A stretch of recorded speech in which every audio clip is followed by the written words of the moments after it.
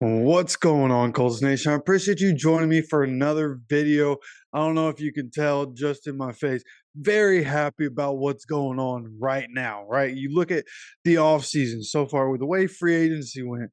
We were so uptight as a fan base with everything that the Jaguars were able to do, and the Titans were able to do, and the Texans were able to do everything they were doing, and we were just re-signing our own guys. So you go look at the Colts roster and what it is now with what's been added. You get Leatu Latu. They're in the first round, one of the elite players. Like universally, everybody's talking about one of the elite players in this draft. The only reason he fell to where he did is because of the medical questions that come along with him, which did get straightened out. We're going to do we're going to talk more about all these players. But this video, I want to talk about the players that we just got yesterday in yesterday's draft. It was rounds 2 and 3, where in round 2, the Colts end up trading back.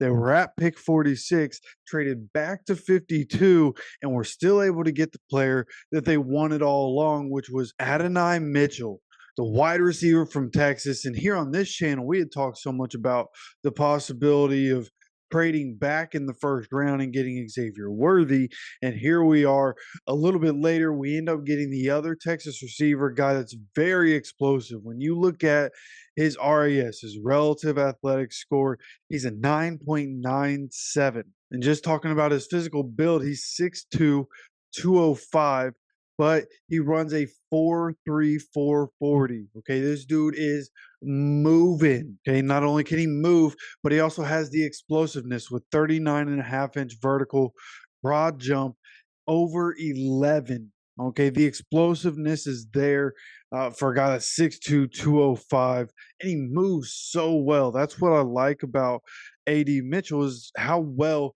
he moves for how big he is and the way he moves. Like, there's some guys that on the field, they just look different. And I think AD Mitchell, he's not completely there, but he's definitely in that tier and gonna be at some point gonna be in that upper echelon of receivers in the NFL. This is a guy that a lot of people were expecting to go in the first round. People talking about how this is a guy that should be a one on somebody's team, like could easily develop into and should have been a one on somebody's team. Specifically, Mina Kimes came out and said that she thought that the Bills should have drafted him with that number 33 overall pick and make him the one for them that they need going forward. But coming to the Colts, right here on this channel, we've talked a lot about Alec Pierce and going and getting somebody, because Alec Pierce as the fourth best receiver on our team makes us a lot better than Alec Pierce as the second best receiver on the team. So, in my opinion, right, we get Josh Downs last year. You bring in AD Mitchell this year to join Michael Pittman Jr. Like, the starting lineup about to be crazy. And then you have Alec Pierce and Ashton Doolin following up behind that. So, I think this was a great move. We needed to get more explosive. The coaches and Chris Ballard, they'd all talked about needing to get more explosive. They went out, got somebody more explosive. And the good thing about AD Mitchell, he doesn't just do what Alec Pierce does, right? Alec Pierce is a go ball guy. And even though this past season, Alec Pierce started to do some more things, when you look at AD Mitchell, his yards after the catch ability is just better. And the things that he can do is better. He's a more polished route runner. He can run all the different routes, right? He does specialize more in the vertical routes, right? The post routes, the go routes, the dig routes. He specializes in those more, but he can do more things. Now, of course, good thing he knows he needs to get better. He mentioned in his press conference that he knows he needs to get better. And he's excited to work with a guy like Reggie Wayne so that he can kind of be a sponge and soak up all the information that he possibly can and get better under Reggie Wayne and polishing up his route running under Reggie Wayne. I think he'll be able to do it. He's going to be very good. We basically just got a number one receiver come in and be our number two. Josh Downs going to stick in the slot. I was really hoping to get Malachi Corley in this draft. That didn't happen. He goes to the Jets. We get AD Mitchell with the 22nd overall pick. And then Chris Ballard goes off after the draft, which I'm sure a lot of people have seen. I can't play it here. There's a lot of explicit words, a lot of F bombs there by Chris Ballard. But talking about the same thing he did last year, right? Before the draft, he talked about the reports about CJ Stroud and how people are killing these kids and he doesn't like it. Well, he went in yesterday because there was, as soon as he was drafted, as soon as AD Mitchell was drafted, uh, there was the report by Ian Rappaport about how AD Mitchell did bad in his interviews, and that's why he slid, and that people thought he was disinterested and needed to be humbled and blah blah blah. So Chris Ballard came out and basically defending him like, "Hey, these reports are crazy. He's a great kid. It's BS that any of these reports ever happened. These are just 21, 22-year-old kids." Like he went in.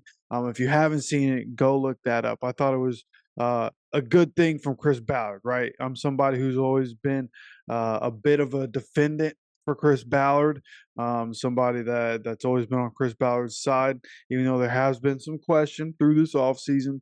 I've always liked Chris Ballard, and I thought what he had to say was good. And I'm glad that he's my GM, doing a really good job in this draft. Again, getting Latu in the first round, and then getting AD Mitchell in the second round, then following that up with a player that we talked about a lot, somebody that I had in a few of my mock drafts, not quite this early, but had him in my mock drafts because it just made sense for the Colts. Matt Goncalves from Pittsburgh, the tackle out of Pittsburgh.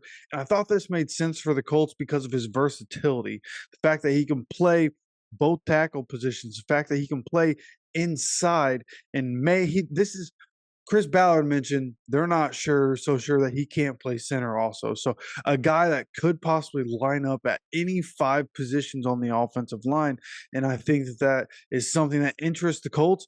We've also talked so much on this channel about the possibility of trading Braden Smith, and the fact that that is something that's very possible. Like if you look at the contract situation, you look at going forward, how the team needs to be built, it just made sense. Blake Freeland wasn't exactly it last year, right? Got better as the year goes on. Chris Ballard mentioned that Blake Freeland, is coming into this season bigger and stronger.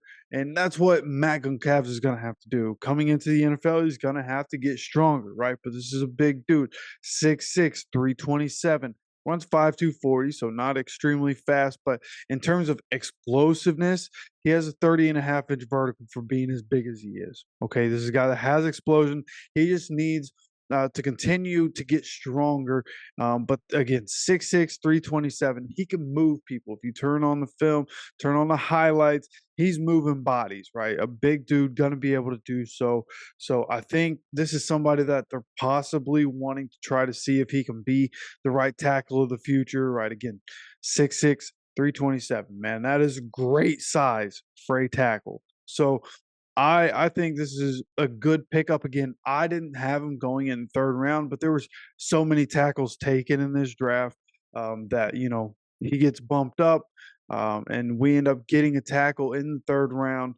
And there are mixed reviews. I've seen mixed reviews. Of course, I want to know what your guys' opinion is on both these picks, but especially the Matt Goncalves. Again, because of the versatility, this is a guy that I think makes a lot of sense for the Colts. So I'm happy with the draft so far. It'll be interesting to see what we do.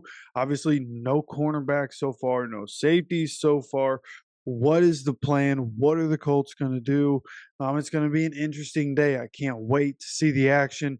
I have to work my day job later, so I won't be able to get a video to you guys, but we will be talking more about this tomorrow, and we're going to continue talking more about the guys that we're drafting as the days go on, try to figure out as much as I possibly can about these players, and give you guys as much information about these guys as we start to head in, to rookie mini camps and training camp coming up here in a couple months. Going to keep talking about all this stuff throughout the offseason. Make sure you're subscribed with notifications on so you get notified anytime any of these videos do come out. Of course, appreciate you joining me for another video. As always, take care of yourself, take care of each other, and go Colts.